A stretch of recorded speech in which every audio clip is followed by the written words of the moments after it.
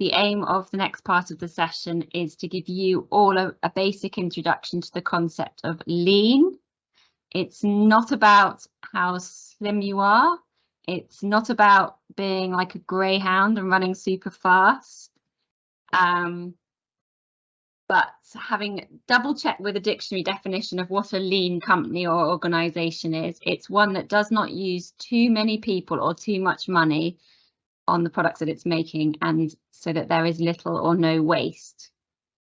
So what we're going to be doing, we're going to be showing you some lean exercises that can help all of us to improve basic tasks and make the things that we do as simple, quick and efficient as possible, because after all, time is money for all of us, even if we might think of it quite that way.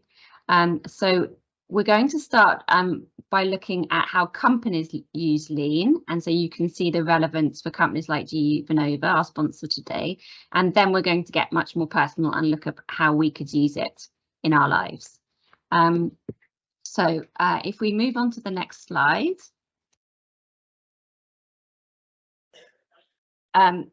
Before we show you a short video about the way that one of our GE factories is used lean on their manufacturing line, the first company that ever knowingly used lean was actually Toyota, the car maker, after the Second World War.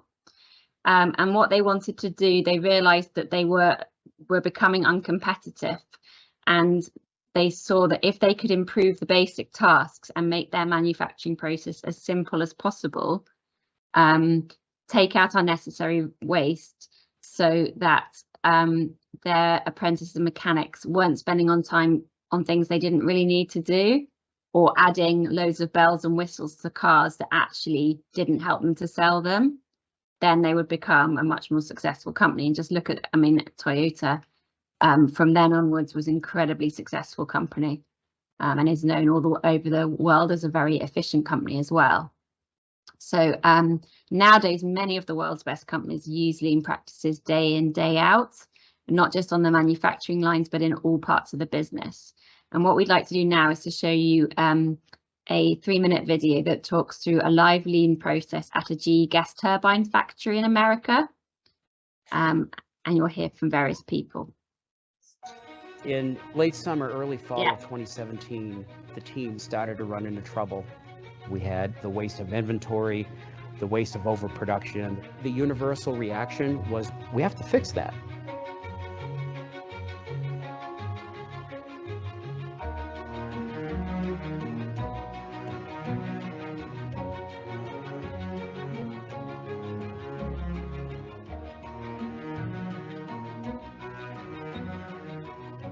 When you start to do lean, simply put, it's find a problem, fix a problem, keep it from coming back. The first step was to create a scale model, a 3D version of the facility. So this helped us understand from a bird's eye perspective, where are the machines situated? How did the parts travel around the facility? And we pegged yarn from process to process to process, and you realize if you start to trace the steps of the part, it traveled 3 miles. So we had to take the machines from where they are in a haphazard fashion and organize them in a way that the process points are next to each other. And then it's a matter of making what we call a line, getting those process steps next to each other in a certain configuration. So this is the old way we used to do things. As you can see, it's a little bit less organized. Our beginning operations are over here. Then you go all the way over there. There's not clear material flow, so you can't tell if you're ahead or behind schedule. The best part about the lean lines is it makes everything so visible. The line is clean, efficient, and organized, and you can tell that everything is running to schedule with a quick glance. When we set the line up, we went from 3 miles to 165 feet. And the bucket lead time went from 85 days to 49 days. In general, the inventory was cut by 50%, and that's proportional to the lead time reduction. The business impact is very significant.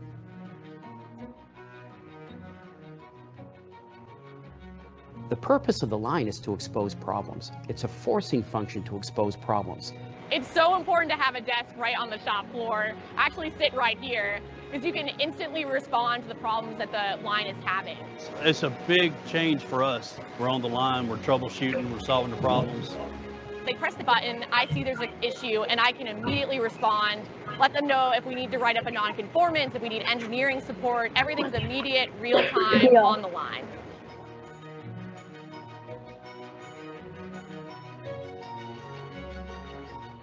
When you start to do lean, you need to have everybody understand the way forward.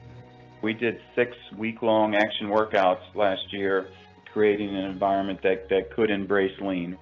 It really just helps the team think differently about how to run a shop, eliminating waste, to how to think about, setting up a line, you name it. And so that's kind of how we grew the core group of folks that have experience and knowledge working with all the different lean toolkits.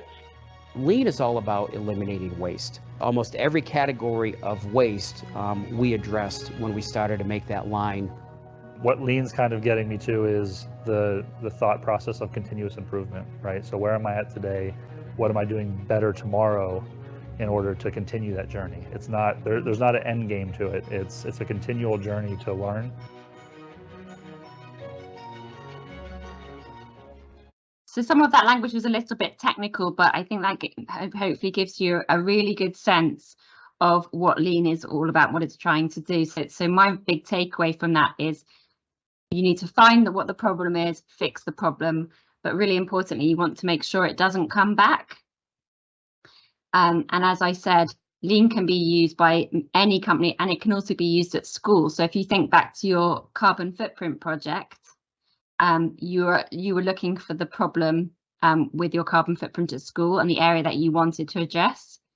And it's the same idea as that, what's the solution, and then how do you sustain that solution?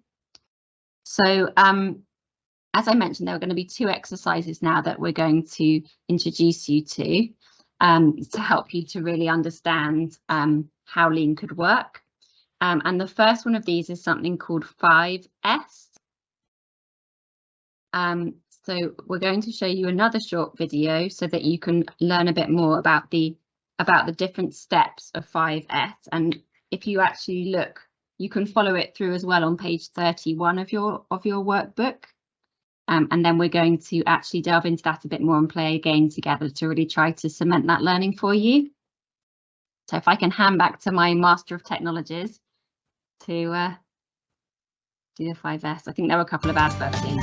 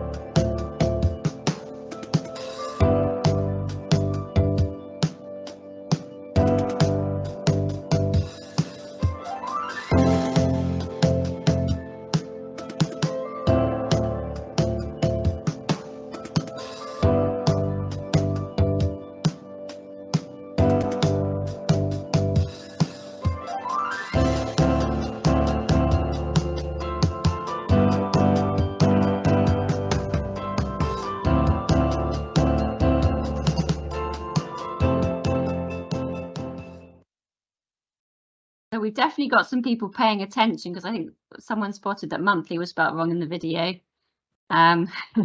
So you definitely must have been watching.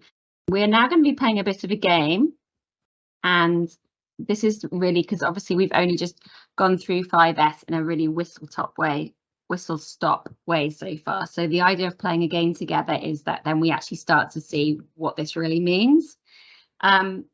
So please have a piece of paper in front of you, or you can just jot in your workbook. It's going to be a very simple game. You're all going to be able to do this. So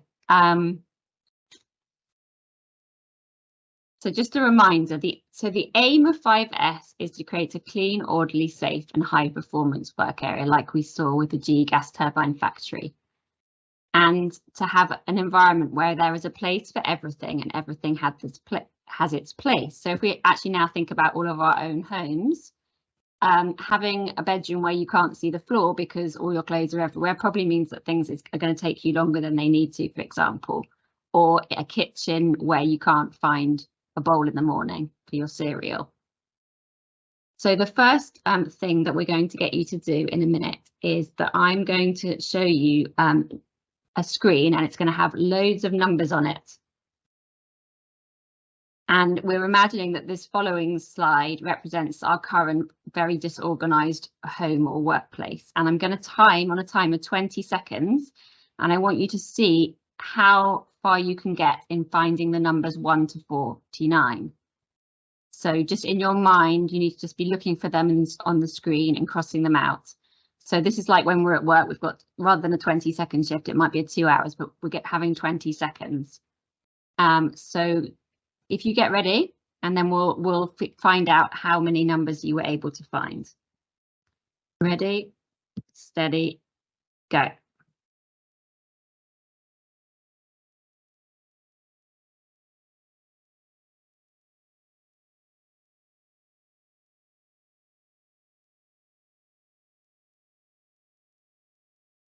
Five seconds to go. 4, 3, 2, 1. Okay, so how did you get on? I'm guessing, from my experience of doing this, that you'll have done well if you got to 10 with that. Was it easy to find the numbers for you?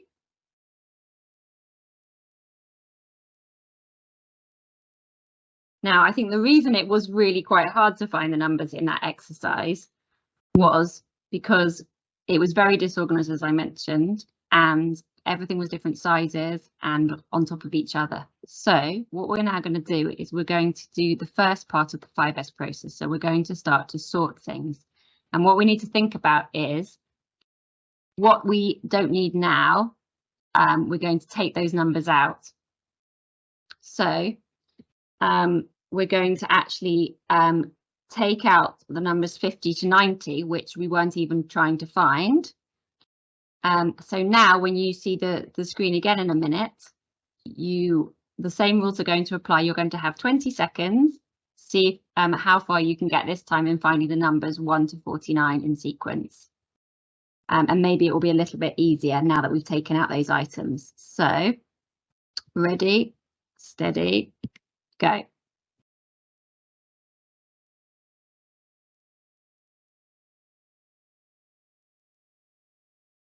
Halfway.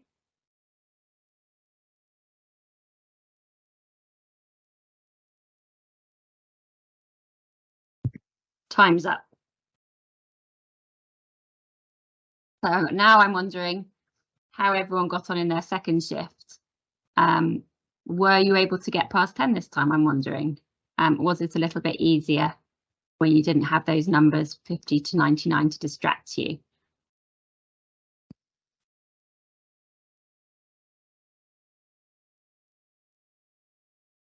So we've probably achieved a little bit of an improvement, but we can do much better, I think. So we're going to now move on to the next step. So you can refer again to page 31 in your notebooks. The next step is set in order. So this time there's going to be, you have to use your imagination a bit here. We're going to install some racking, and we've organised the items a bit more so that number 1 is in the bottom left-hand coordinates, and the numbers are located from left to right. So this should now make it much easier for you to find things a little bit quicker.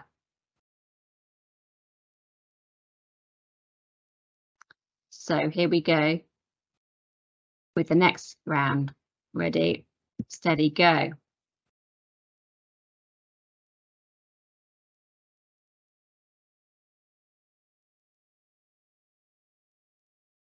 Halfway.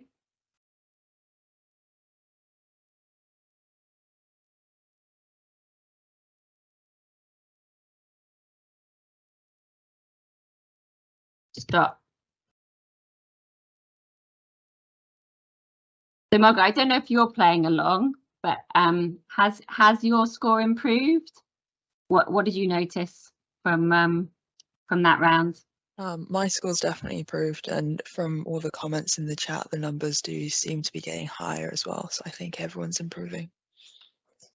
What did you find with the racking and that? Yeah, was it more logical for you that way? Yeah, everything was in the same order. You could find numbers much easier, and everyone seems to be delighted that they're getting bigger numbers. But I think we can still do better. I do too. Our competitive instincts are kicking in, which is good to see. Okay, so that was set in order.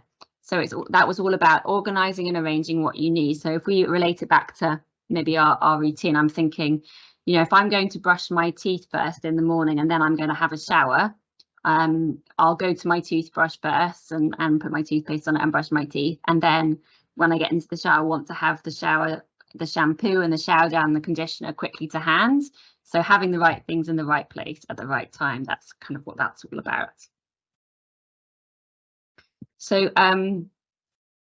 if you, this is just showing you in the factory again, so you can see just having things that you really need at your fingertips rather than everything looking quite chaotic in the left-hand side picture. So you could almost be moving along the line with the item that you need first on the left, then second, then third. So we're not going to do the shine step for this exercise, but what shine is all about, as you can see in your workbook, is about keeping things clean and tidy. So like I said, about not having clothes all over the bedroom floor, etc. So now we're going to look at standardize. And I think that what you'll find now, as well as the racking, we've actually got all the numbers in the right order. And so now I'm thinking it should be much quicker. In fact, I'm going to say maybe you can shout out, because maybe this time it's not even going to take you 20 seconds. Let's see. But maybe you can put in the chat or let me know how long this next step takes you. So ready? We've got 20 seconds again. Ready, set, go.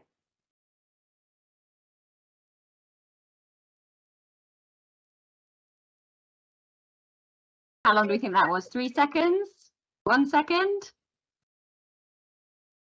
Because now everything was where we needed it to be, wasn't it? Can anyone tell me, if we were to do another round in this way, how it might make it even easier to spot the numbers?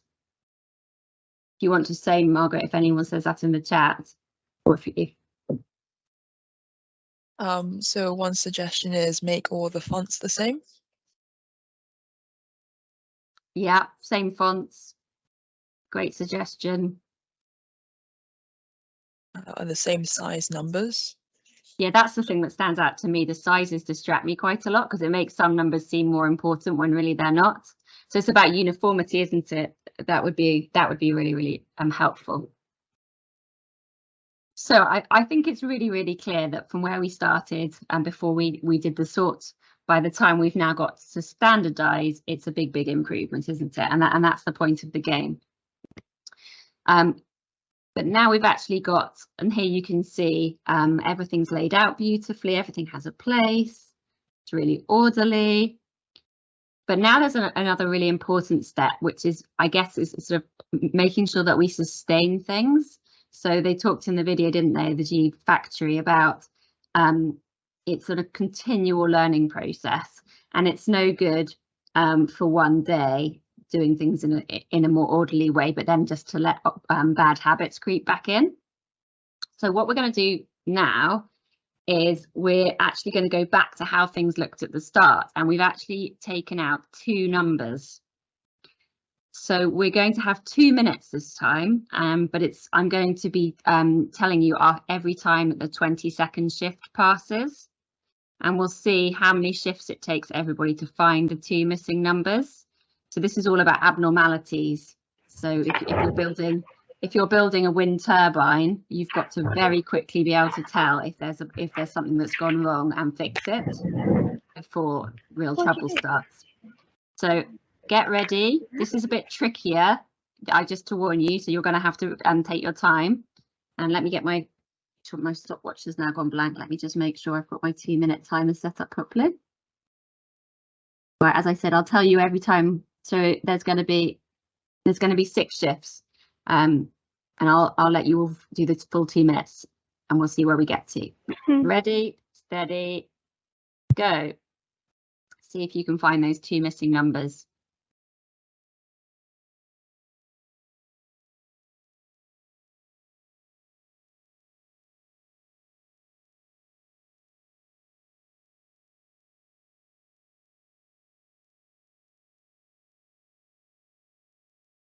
First shift is finished, second shift starting.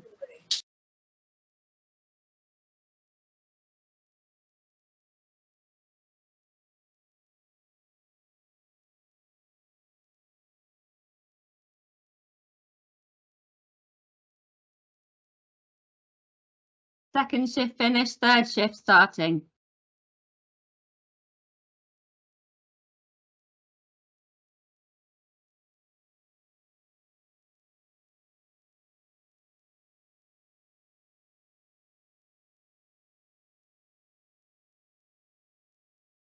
Third shift finished, fourth shift starting. It finishes after 6 shifts.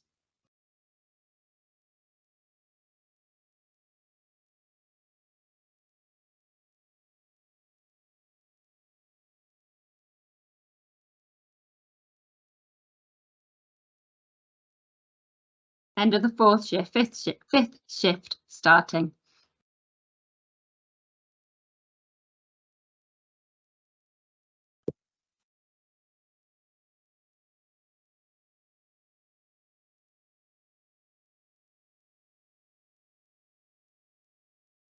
Final shift. Have you all found the numbers yet? If not, you've got 20 seconds.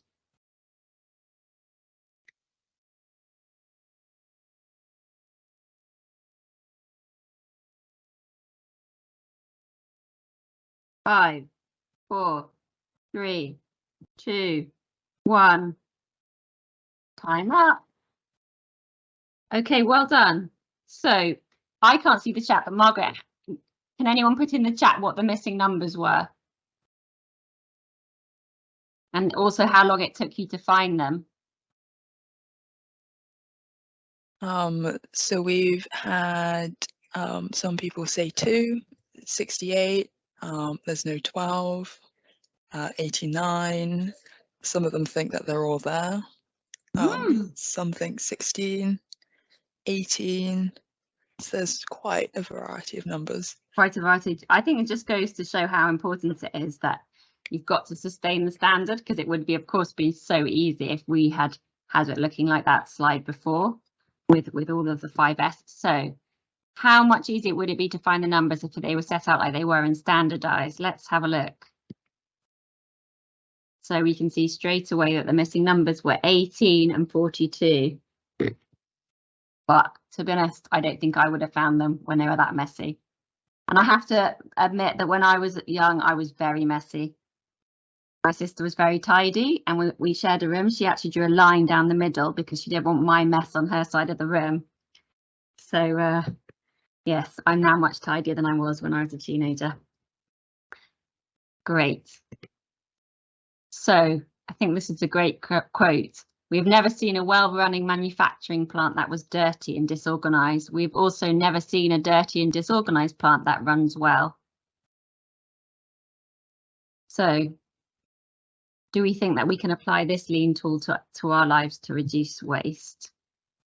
Let's have a little think. I just looked at some examples of how 5S might look if we implemented at home. So a beautifully tidy desk drawer where all the coloured Sharpies are in one place, and there's a stapler and a calculator and everything that you need, and also in the kitchen cupboard, rather than having everything in a bit of a jumble, having things really clearly labelled. And I don't know if anyone's seen the programme Sort Your Life Out with Stacey Solomon, but I now love that programme. It's given me so many good ideas. It's kind of 5S in practice, not that they talk about 5S. So now I'm going to swap over with Margaret, and we're going to do another exercise together and also think directly now about our own mornings. Thanks, Roz.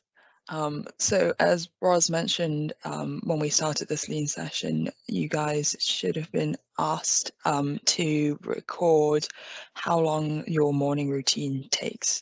So that is from when you get up in the morning to when you leave your house to go to school or to college or wherever it is that you are at. So I also did this myself, and you will be able to see my morning routine in your workbooks.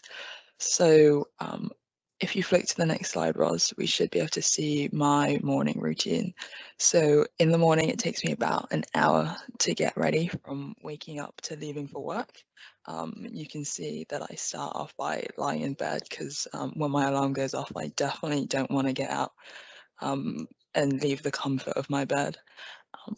And then throughout the whole morning, I've broken down my routine into 5-minute slots of all the different things that I do, from using the bathroom, picking an outfit, getting changed, packing my bag, making and eating breakfast before leaving for work.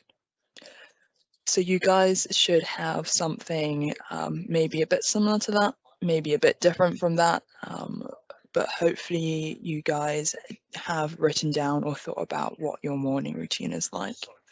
If you haven't, don't worry about it. You can do that tomorrow or the next day and apply the things that we're going to learn together now into your morning routine.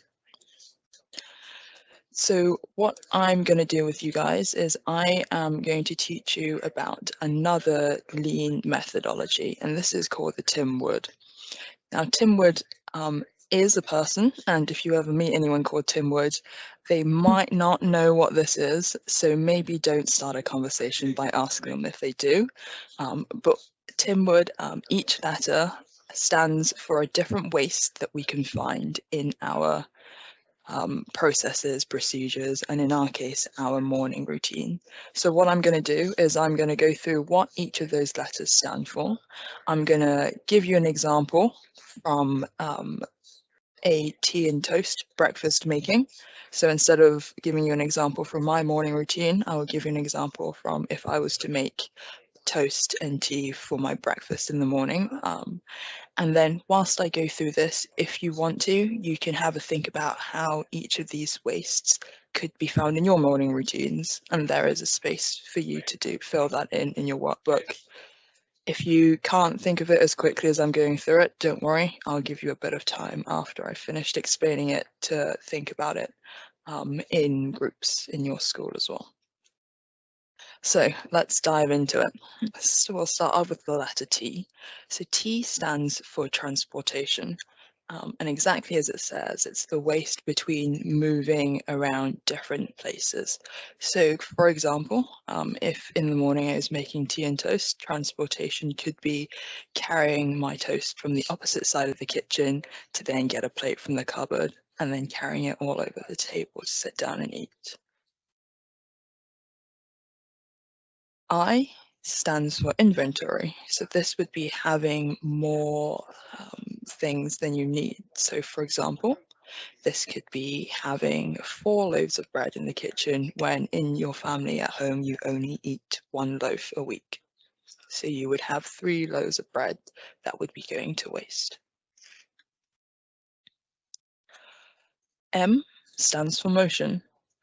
So this could be traveling back and forth between the fridge and the kettle to the cupboard, to the toaster, back to the cupboard, then to the table.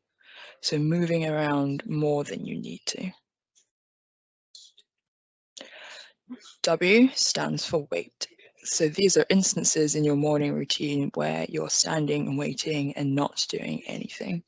So this could be standing next to the kettle whilst you're waiting for it to boil, or standing next to the toaster, waiting for the bread to pop. The first O stands for overproduction. So this would be making more than you need. So for example, this would be making 4 slices of toast when you're only going to eat 2 slices of a toast for your breakfast. Overprocessing would be doing something more than it's needed to be done for. So for example, this could be brewing your tea for longer than it needs to, so it's extra strong, or toasting your bread for too long in the toaster.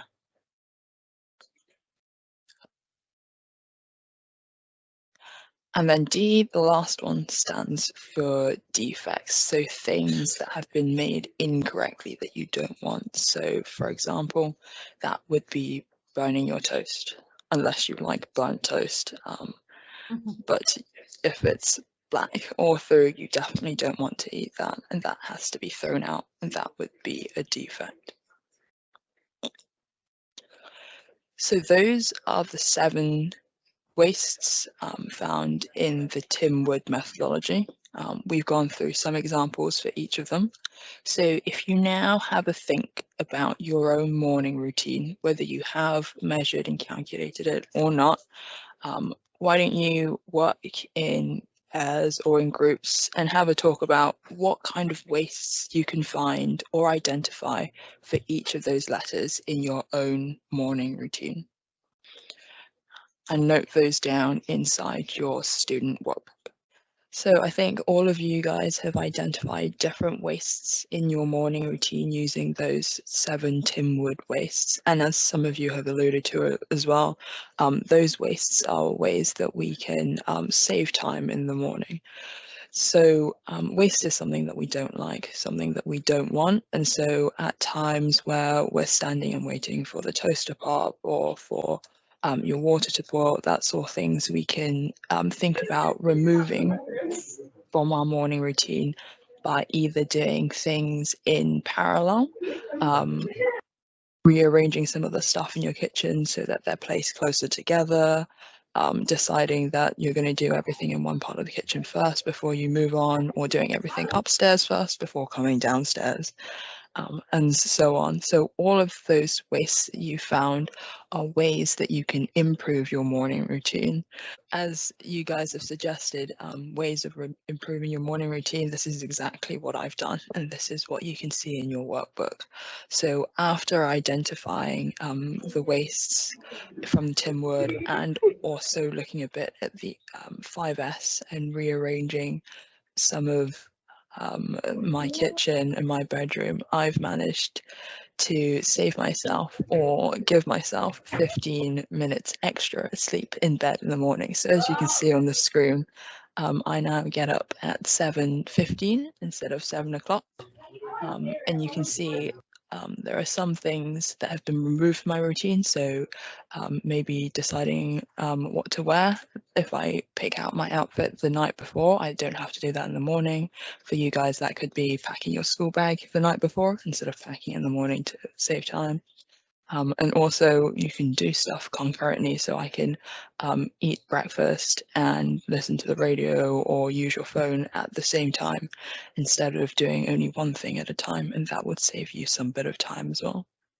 What's really important, I think, to gather from this exercise is that we've worked through your morning routines. We've looked at examples in the workplace that companies have used, but these methodologies can be applied to anything in your life, anything that you want to improve and make better, whether that's your morning routine, your evening routine, any other activities that you do, any processes that you follow or can be improved using these lean methodologies that we've taught you.